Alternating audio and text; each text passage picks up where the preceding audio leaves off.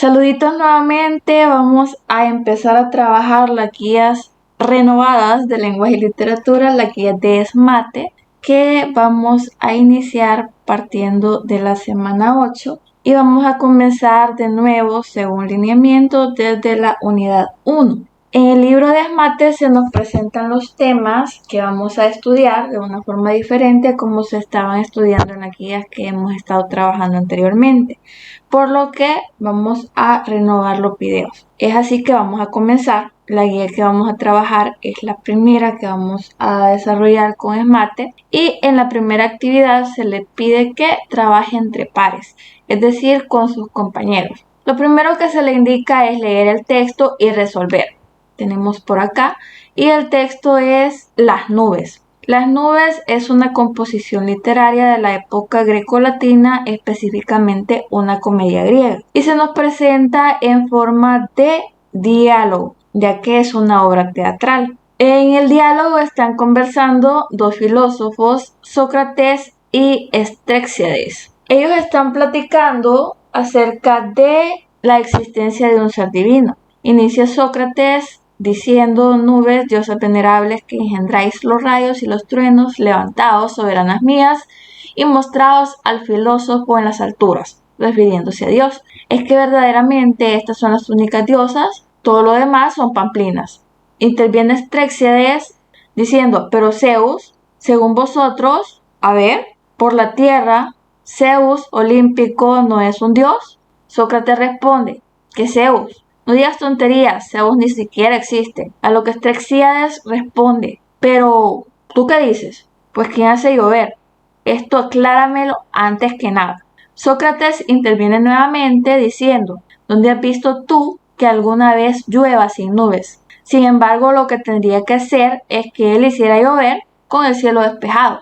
Responde Estréxiades: por Apolo. Con lo que acabas de decir, le has dado un buen apoyo al asunto este. Y la cosa es que yo antes creía, a pie juntilla, que Zeus orinaba a través de una criba. Pero explícame quién es el que produce los truenos. ¿Eso que me hace a mí temblar de miedo?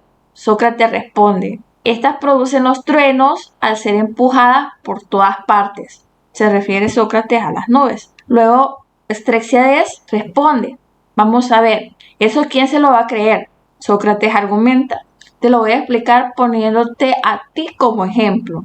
En las Panateneas, cuando has tomado mucha sopa de carne, no se te revuelven las tripas y de pronto producen un movimiento entre ellas que empieza a producir borborismos. Estréxiades responde: sí, por Apolo. Y al momento provoca un jaleo horrible y un alboroto. Y la dichosa sopa produce un ruido y un estruendo tremendo como un trueno. Primero flojito, papax, papax, después más fuerte, papapapapapax, y luego talmente un trueno, papapapapapax. ¿Cómo hacen ellas?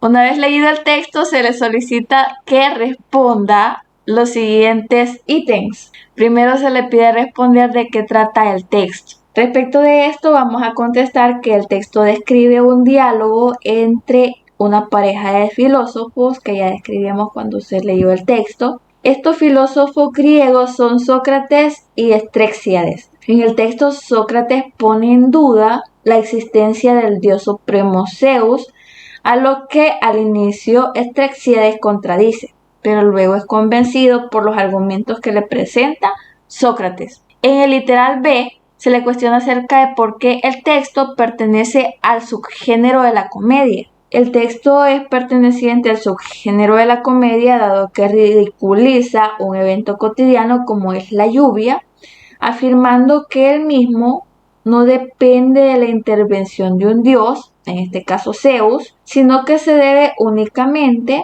a las nubes y cómo éstas reaccionan al encontrarse una con otra. Este último evento se asemeja en el texto con los problemas estomacales experimentados en un momento dado.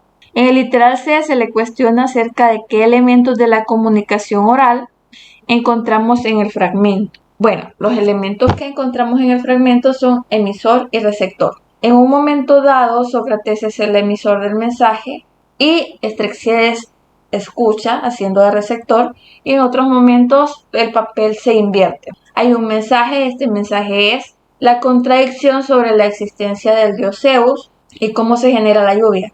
Con respecto al contexto o ambiente que les circunda, se percibe que ellos estarían al aire libre observando el cielo, y el canal utilizado es el aire, ya que no hay otro medio, solo hay una comunicación a través del habla cuyo sonido se propaga a través del aire. El código utilizado en la obra, dado que nosotros ya la tenemos traducida, es el español. Hemos concluido la primera actividad. Vemos que del lado derecho de nuestra pantalla se nos presentan algunos términos que encontrábamos en el texto y que pueden resultar desconocidos para nosotros. El primero es pamplinas. A este término se le atribuye el siguiente significado y se dice que pamplina hace referencia a una cosa de poca utilidad. Luego tenemos criba, descrito como un utensilio utilizado para separar las partes finas y gruesas de los granos. Luego tenemos panateneas, que alude a las fiestas que se daban en honor a la diosa Atenea.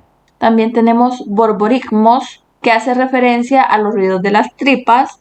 Y tenemos el concepto jaleo, que hace referencia a un tumulto o alboroto. Pasamos a la siguiente actividad. Ahora los textos orales. Estamos con la actividad que usted hará apoyado de su docente. Se le pide leer y resolver.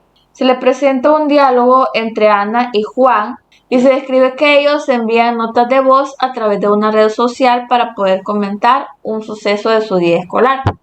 Se presenta el diálogo por acá.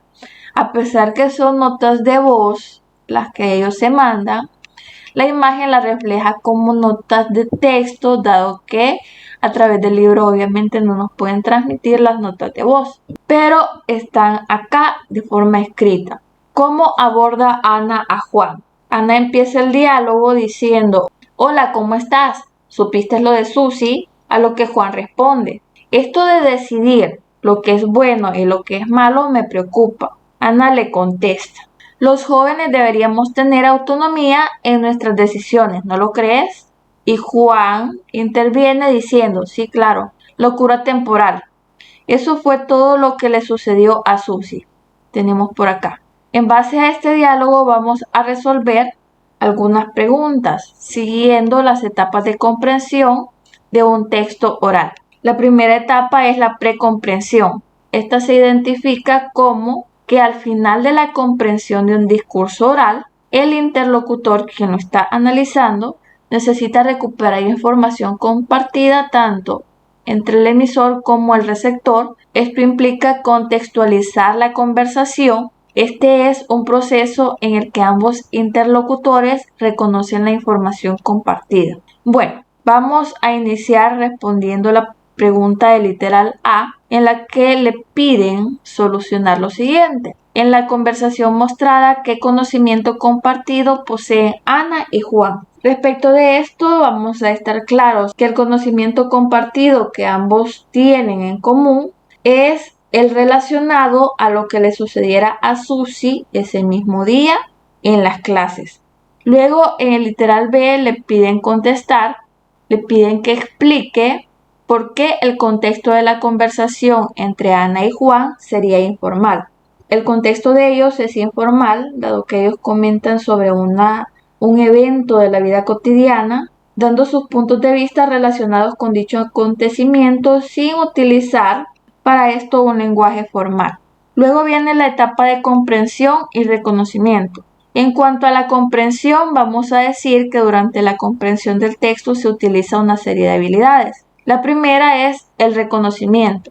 Para esto se asigna un significado a las palabras que componen cada enunciado. Es así que se nos pide dar solución al literal C, identificando en el texto las palabras o frases que necesitan ese significado, esa asignación de significado.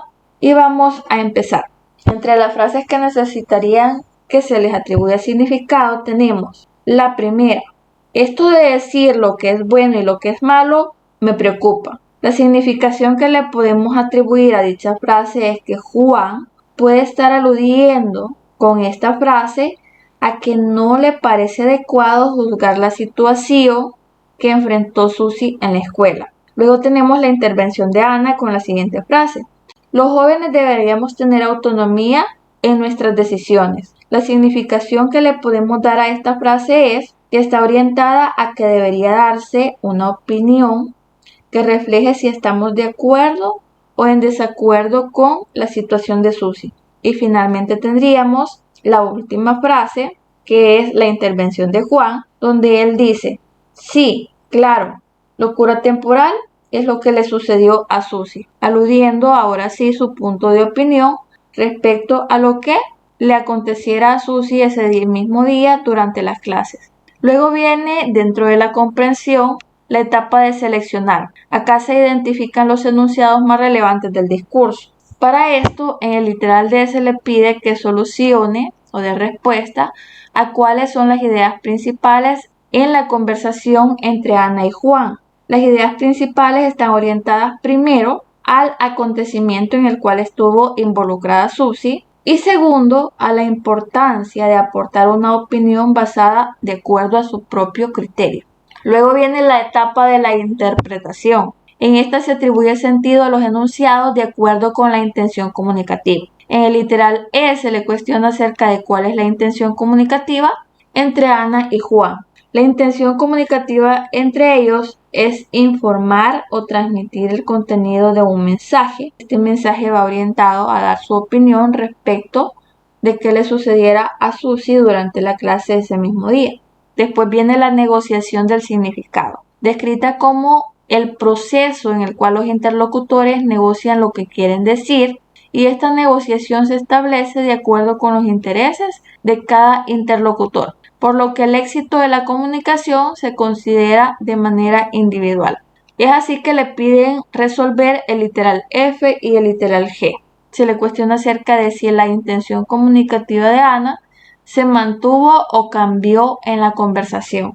Y la verdad, lo cierto es que Ana se mantiene con su intención comunicativa, que era hablar, opinar respecto de lo que le había acontecido a Susi, y para esto le aporta a Juan un argumento de importancia. Ese argumento referido a la necesidad que hay de que los jóvenes manifiesten sus opiniones. Luego en el literal G se le pide explicar cómo se evidencia la negociación del significado entre la conversación de Ana y Juan.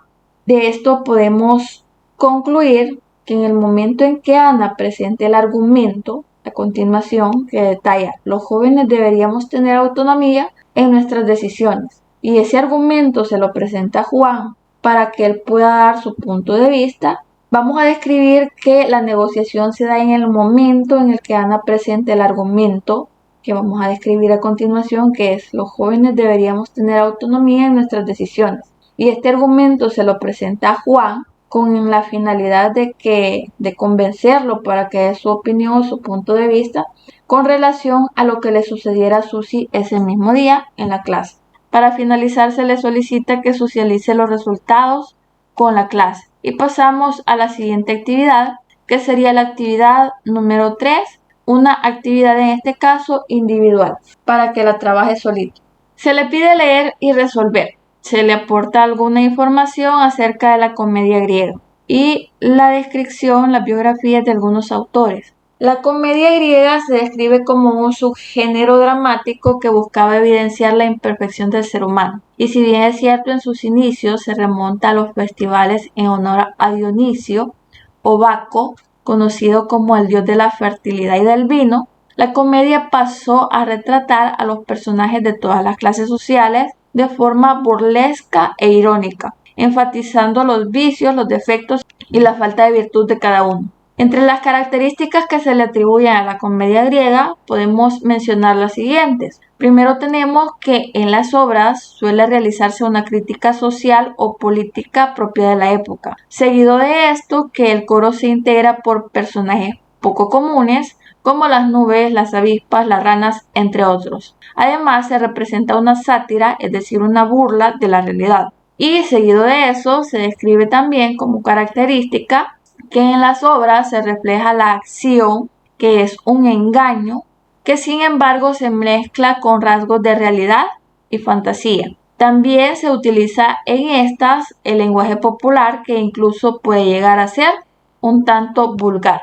Y finalmente se detalla que estas también se caracterizan por utilizar personajes estereotipados para poder representar sus historias. Personajes mencionados como el avaro, el villano, entre otros. Entre los autores más sobresalientes de este género tenemos a Aristófanes. Aristófanes nació en el año 445 a.C.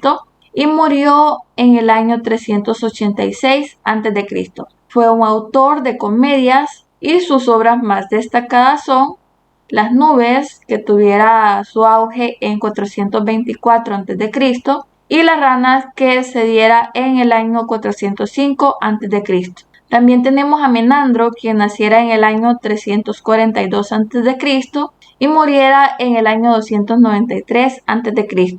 En sus obras retrata las costumbres de su época y se aleja de los dioses, presentando personajes comunes con enredos cotidianos. Sus obras más sobresalientes son La mujer de Samos y La trasquilada. Luego de analizar la información, se le pide que resuelva dos ítems basado en la actividad 1. Primero, se le pide que conteste por qué el texto Las nubes pertenece al subgénero de la comedia. Respecto de esto, vamos a detallar que el texto de Las nubes pertenece a la comedia o al género cómico, primero que nada porque su origen se da en la época clásica griega.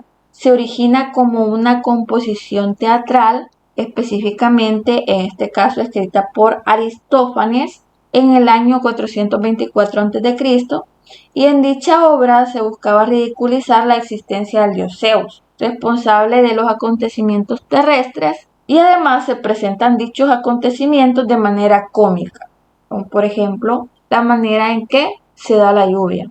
Luego se le pide que detalle qué características de la comedia se cumplen en el texto. Para esto vamos a detallar cada una de las características y las vamos a mostrar de forma un poco resumida. La primera característica la mencionaríamos como crítica social o política. Esta está presente en el texto Las nubes y puede percibirse en ese texto una crítica social en el momento en que Sócrates pone en duda la existencia del dios Zeus como Dios todopoderoso y regidor del universo, ya que todos creían en ese momento, en esa época, en la existencia de Zeus y lo veneraban como el Dios todopoderoso, el Dios creador, el Dios que mueve todo. Viene Sócrates y pone en duda eso. La siguiente característica sería que el coro está integrado por personajes no comunes y nos presentan algunos ejemplos como las nubes, las avispas y las ranas. En este caso, en el caso de la obra, los personajes no comunes figurarían como las nubes. La característica 3, que va orientada a que se representa en las obras una sátira, es decir, una burla de la realidad. Esta se encuentra presente en el texto Las nubes, dado que se ridiculiza primeramente la existencia del dios Zeus, ya que la misma se cuestiona y además se pone en ridículo el proceso que lleva a la lluvia. Primero dando a conocer que se tenía como concepción de que la lluvia se debía a que Zeus orinaba a través de una criba, y esta es aportada por el filósofo Extrexíades, y luego asemejando cómo se producen los truenos, relacionando estos truenos con malestares estomacales. 4. La característica 4 alude a los rasgos de la realidad y la fantasía presentes en las obras. Si nos ubicamos en la época específicamente, su realidad era que Zeus era el dios todopoderoso y la fantasía era que la lluvia era generada por otros acontecimientos que no tenían que ver con los dioses. En la característica 5, que va orientada a la utilización de un lenguaje cotidiano, en el texto Las nubes, el lenguaje que se utiliza es un lenguaje común, nada formal, un lenguaje que podemos utilizar en una conversación diaria. En la característica 6, con referencia a la característica 6, que es la utilización de personajes estereotipados, se menciona al inicio el filósofo en las alturas. esto para referirse al Dios. Así hemos descrito las características presentes en el texto. Al igual que en la actividad anterior, en esta también se le pide compartir sus respuestas con la clase. Vamos a pasar a la siguiente actividad, en este caso la actividad 4. En la actividad 4 se nos presenta el texto La olla. La olla es una obra también de género cómico de la época griega y en esta se presenta la historia de un hombre llamado Euclión, quien se encuentra una olla llena de riqueza, llena de dinero. Esta olla se la pone en su camino el dios Lar para que Euclión pueda casar a su hija. Mas lo que sucede es que Euclión se enferma de avaricia con la olla y comienza a protegerla a toda costa. Él no piensa en ningún momento en disfrutar de las riquezas ni en compartir esa riqueza con nadie, sino que se centra únicamente en proteger esa riqueza, dado que siente que se le va a acabar o que cualquiera de las personas que lo rodean está interesado en esa riqueza y se la pueden llegar a robar. Hay una historia más profunda detrás de lo que se acaba de describir que posiblemente la abordemos más adelante. Se nos presenta un fragmento, una escena de la obra en la cual están conversando Antrax y Estrobilo.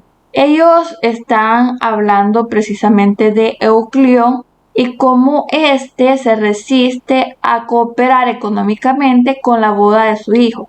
Esto lo da a conocer, primero que nada, Antrax. Estrobilo no puede creer lo que está escuchando y pone en duda lo que le están diciendo, a lo que su compañero argumenta diciendo que este hombre es un avaro y que lo ha manifestado de diferentes formas. Se dice que llega al extremo de que si el humo está escapando de su casa, busca la manera de retenerlo para que éste no escape. Se dice también que al dormir se pone una bolsa para que no se le escape el aliento porque no quiere compartir nada con nadie. Se dice que cuando se baña llora porque desperdicia agua.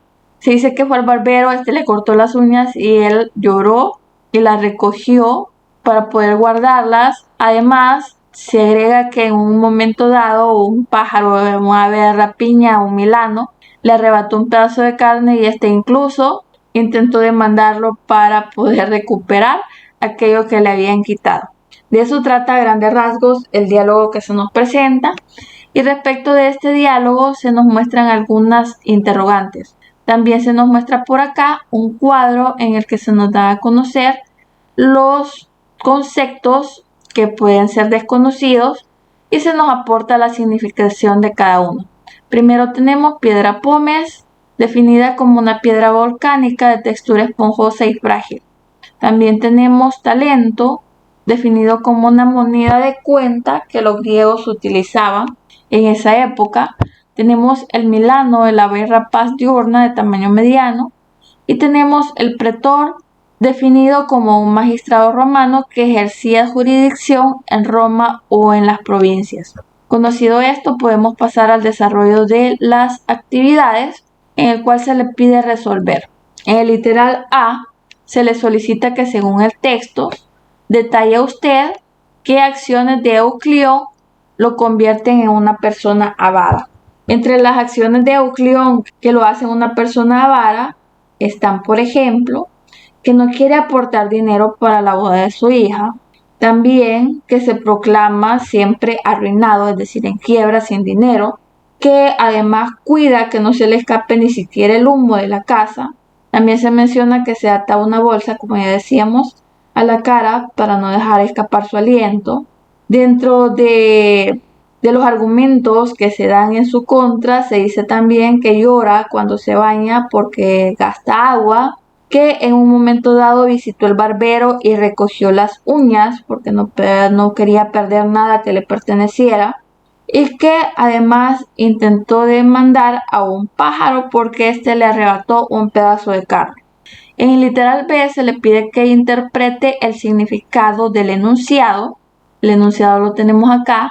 Así le pidieras prestar el hambre, no te lo daría. Ese enunciado lo vamos a entender como el tratar de comunicar que Euclión es avaro y en ese afán de avaricia, ese afán de no compartir nada de lo que tiene con los otros, no se desprenderá ni siquiera de algo que para los demás puede resultar molesto, como lo es el hambre. En el literal C se les pide que explique la razón por la cual Estrobilo expresa lo siguiente: ¿te parece de veras que un hombre pueda ser tan pobre y vivir tan miserable? Con esta pregunta el personaje trata de mostrar cierto nivel de incredulidad con referencia al nivel de pobreza de Euclión. En el literal D se le pide que responda cuál es la relación que se hace entre Euclión y la piedra pómez. Para responder a esta pregunta vamos a determinar primero que se establece dicha relación de semejanza, dado que se dice que Euclión es tan avaro y carente de sentimientos debido de alguna manera a su avaricia, que llega a ser tan seco como lo es una piedra pómez. En el literal S se le pide que responda si es posible encontrar personas parecidas a Euclión en la realidad. Y la respuesta a esto es que sí. Sí hay personas que valoran demasiado sus posesiones materiales, llegando a ser incapaces incluso de compartir ni siquiera una mínima parte de sus bienes con otras personas que lo necesiten. Finalmente, en el literal F se le pide que valore la actitud del personaje Euclión, es decir, cómo le parece a usted que él se comporta. Si le parece que él está en lo correcto, si le parece que él no está en lo correcto, se le pide detallar eso. Respecto de eso, obviamente, vamos a estar de acuerdo con que la actitud de Euclión es totalmente errada y pero muy exagerada. La obsesión por no disminuir su fortuna lo lleva a extremos inaceptables con la finalidad única de evitar compartir sus bienes con otras personas que le rodean, y llega incluso al punto de ni siquiera estar dispuesto él mismo a disfrutar una mínima parte de esas riquezas que han llegado a sus manos. Se ha finalizado así la actividad 4, para la cual también se le pide socializar sus respuestas con el resto de la clase. Y se le presenta una actividad final para la casa, la cual puede hacerla precisamente en casa, y esta es seleccionar y escuchar una conversación formal y una informal. La conversación formal, como sugerencia, puede encontrarla en la televisión, por ejemplo, observando una entrevista que se haya hecho a algún personaje público, y una conversación informal puede observarla, escucharla en su casa cuando sus parientes, su mamá tal vez platique con su papá o algún otro pariente platique con otras personas. También se le pide que aplique los pasos para comprender un texto oral a esas conversaciones que usted va a escuchar. Eso sería todo entonces de la guía 8 para primer año de bachillerato, ya analizado con base al material de lengua. Muchas bendiciones para todos, y si no se ha suscrito al canal, porfa suscríbase.